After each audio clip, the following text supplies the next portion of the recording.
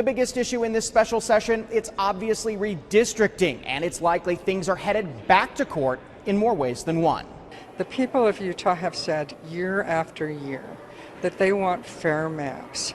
The plaintiffs in the lawsuit over redistricting watched as lawmakers debated and voted on a map for who represents you in Congress and a bill tweaking the redistricting process. The language of Proposition 4 provides that a map may not favor or disfavor in any political party.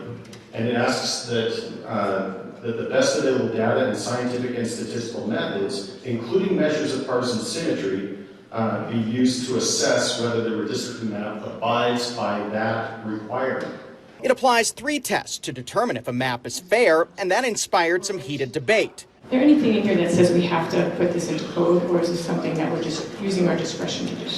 We are not required to do this, but it is our discretion to do it one way or the other. And it makes Proposition 4 null and void. As a plaintiff in this litigation, are you likely, if the governor signs it into law, to take it back to court? Yes, we are.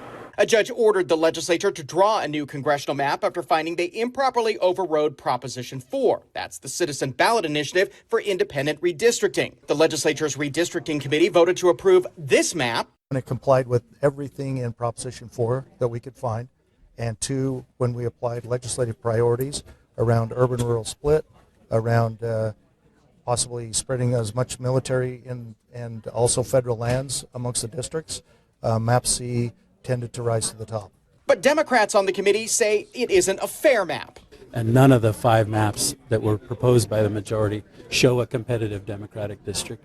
And in fact, Map C is the least competitive Democratic district. The Utah Republican Party, which rallied its members to support Map C, believes it's a good call. Because it did a good job of bridging that urban and rural divide. And I think that's imperative for Utah to continue to be well represented in Washington, D.C.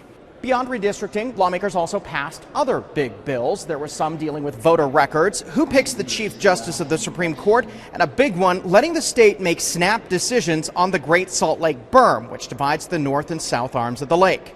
We're currently hovering just a couple of feet over the lowest level that the lake has ever been, which hit in 2022. All these bills now head to Governor Spencer Cox for his signature or veto. On the Hill, Ben Winslow, Fox 13 News, Utah.